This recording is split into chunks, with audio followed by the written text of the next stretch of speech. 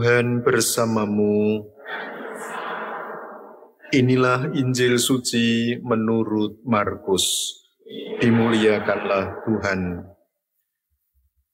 Pada waktu itu, Yesus meninggalkan daerah Tirus dan lewat Sidon pergi ke Danau Galilea di tengah-tengah daerah Dekapolis. Di situ orang membawa kepadanya seorang tuli dan gagap dan memohon supaya Yesus meletakkan tangannya atas orang itu. Maka Yesus memisahkan dia dari orang banyak, sehingga mereka sendirian. Kemudian ia memasukkan jarinya ke telinga orang itu, lalu meludah dan meraba lidah orang itu. Kemudian sambil menengadah ke langit, Yesus menarik nafas dan berkata kepadanya, "Efata," artinya terbukalah. Maka terbukalah telinga orang itu, dan seketika itu terlepas pula lah pengikat lidahnya. Lalu ia berkata-kata dengan baik. Yesus berpesan kepada orang-orang yang ada di situ, supaya jangan menceritakannya kepada siapapun juga. Tetapi makin dilarangnya, mereka makin luas, mereka memberitakannya. Mereka takjub dan tercengang dan berkata, "Ia menjadikan segala-galanya baik. Yang tuli dijadikannya mendengar, yang bisu dijadikannya berbicara." Demikianlah sabda Tuhan. Terpujilah Kristus.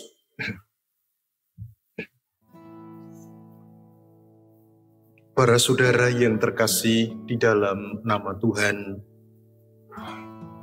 kita kembali diajak untuk melihat karya-karya Yesus yang sungguh sangat menakjubkan, yang menjadikan banyak orang tercengang dan membuat banyak orang menjadi kemudian percaya kepada Dia, bahwa Dia adalah orang yang diutus oleh Allah untuk mewartakan kabar sukacita dan menghadirkan rahmat keselamatan.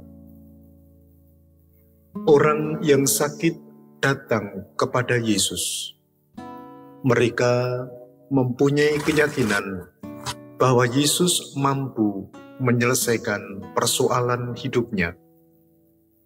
Yesus pun kemudian menerima mereka, membuat semacam ritual, memasukkan tangan, meludah, dan kemudian meleletkan air ludah yang tercampur tanah. Dan orang itu pun menjadi sembuh. Saudara-saudara yang terkasih di dalam nama Tuhan, kesembuhan yang dialami oleh mereka pertama-tama oleh karena iman kepercayaan mereka kepada Yesus. Mereka sungguh mempercayakan hidupnya kepada Yesus. Yesus bertindak. Yesus menyelamatkan mereka. Yesus membuat mereka tumbuh dan berkembang di dalam iman. Dan oleh karena sukacitanya, maka mereka pun kemudian mewartakan pengalaman rohani itu kepada siapapun juga. Kendatipun Yesus melarang, tetapi mereka tetap mewarta. Pertanyaannya bagi kita adalah, apakah pengalaman-pengalaman rohani yang kita rasakan dan berbuahkan sukacita kepada diri kita dan juga orang-orang yang ada di sekitar kita, menjadikan kita semakin beriman kepada Yesus dan memberanikan kita untuk mewartakan pengalaman-pengalaman sukacita itu kepada orang-orang yang ada di sekitar kita. Tentu yang diharapkan adalah bahwa melalui hidup kita semakin banyak orang mengenal Yesus Kristus. bukan pertama-tama apa yang diajarkan oleh Yesus, tetapi perbuatan-perbuatan baik yang menyelamatkan yang dihadirkan oleh Yesus Kristus, dan itu mewujud nyata di dalam kehidupan kita. Maka para saudara yang terkasih, marilah kita mohon berkat dari Tuhan agar pada hari ini kita sungguh dapat menjadi tanda sukacita dan rahmat keselamatan bagi orang-orang yang kita jumpai di dalam kehidupan kita.